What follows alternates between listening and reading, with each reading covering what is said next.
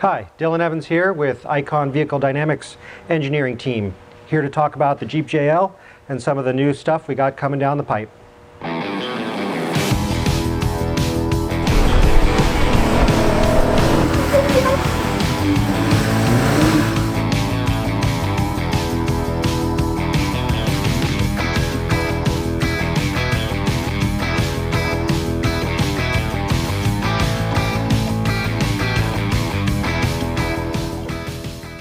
So the Jeep JL, although similar to the JK, is a whole new platform. Some of the things that are really nice about this platform is the packaging. Jeep did a really good job of packaging all the suspension components higher in the chassis with a lower CG, and it gave our team here at Icon the ability to extract even more performance than we had out of the previous platform. A couple of things that we look at when we approach a vehicle is we look at, of course, wheel travel, we look at shock performance, we look at spring rates and ride height. So on the new Jeep JL, one of the things we did is we brought the ride height of our entry-level kit down a little bit. We're at 2.5 inches of lift. That keeps the CG low, and at that height we're still able to get quite a bit more wheel travel than we could on a previous model.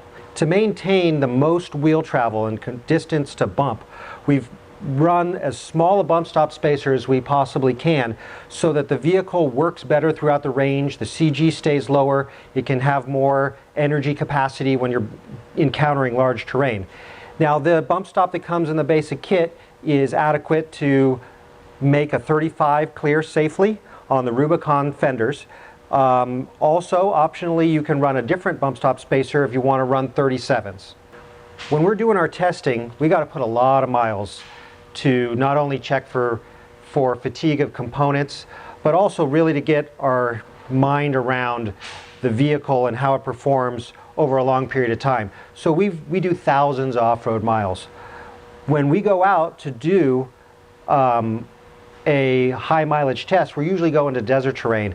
And that desert terrain, it's hard to log miles. We can no problem log 150 miles in an afternoon in this Jeep.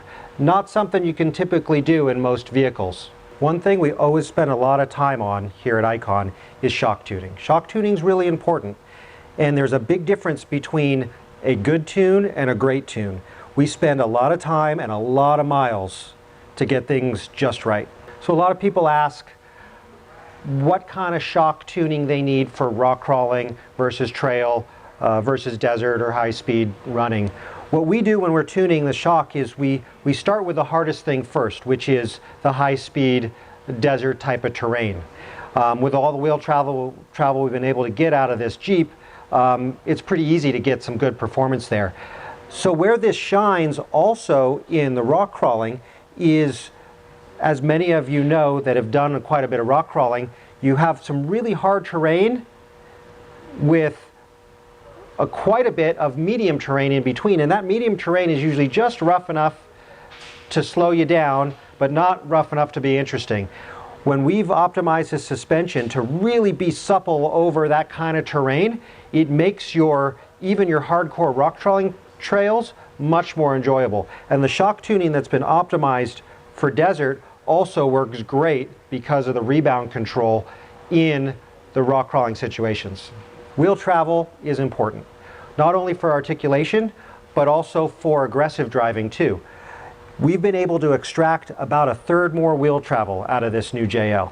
The way we've laid out the suspension and the shock tuning that we've developed, it also really helps with driver fatigue because we've maintained more distance to bump. As you're driving along and you have to slow down to not bottom out, you don't now. You can maintain some better speed over the medium terrain because we have so much more wheel travel before you hit the bump stops. And that drastically reduces driver fatigue and makes the whole experience more enjoyable. Although Jeep gave us a lot more room in the wheel well to fit some bigger tires, when you maximize the tire size and you maximize the suspension travel, placing a reservoir for the shock is still a challenge. Wheel offset plays a big part in the clearance necessary to fit a reservoir. When you get the correct wheel offset, especially with the new hub design, there isn't much room on the interior of the wheel well. We spent a lot of time optimizing reservoir placement so that it would have cooling, would be easy to access, and would guarantee no interference with tires regardless of what rim offset you choose.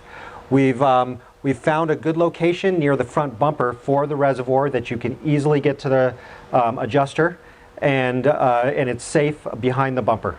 Our compression adjustable shock uses a CDC valve, compression damping control valve, which has 10 settings. It adjusts the compression of the shock from very soft to very firm. It's done on the reservoir with a simple knob that's detented for the different settings. When you're either changing the load on your vehicle or the aggressiveness that you're driving, you can turn that CDC adjustment up to a higher setting, and it can absorb a lot more energy. It keeps you out of the bump stops, keeps the vehicle up and active in the suspension range. All the springs that we've designed are a dual rate spring. The way we go about designing these is we optimize the spring rate for ride quality at ride height. So when you're driving along over medium terrain, you've got a nice compliant ride. As the suspension compresses more, the spring rate increases for bottom out resistance, and also if you're carrying more load, it'll kick up rate for that as well. One of the things that's important when we're adding more wheel travel is making sure that the suspension can move freely through the whole range. So we also offer links and track bars as an option and included in some of the stages. These links all use a greaseless dual durometer pivot bushing that doesn't have any bind and lets the suspension move freely through its entire range. The links and track bars are a strength improvement over stock, and they come with a lifetime warranty. Since we offer so many stages, it's confusing sometimes as to which stage to run. All the stages that we offer are going to be designed around the same ride height and a similar spring rate.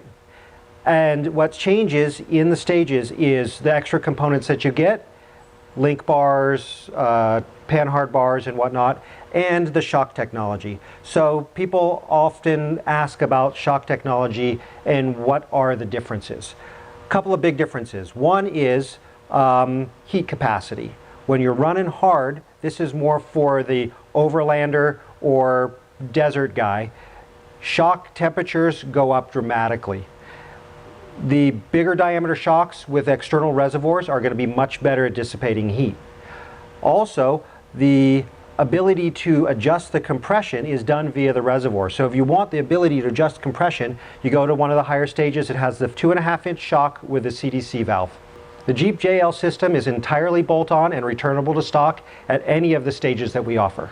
After all the hours we've put into this Jeep JL, I have not yet found anything that isn't an improvement over the JK. I'm really pleased how this project turned out.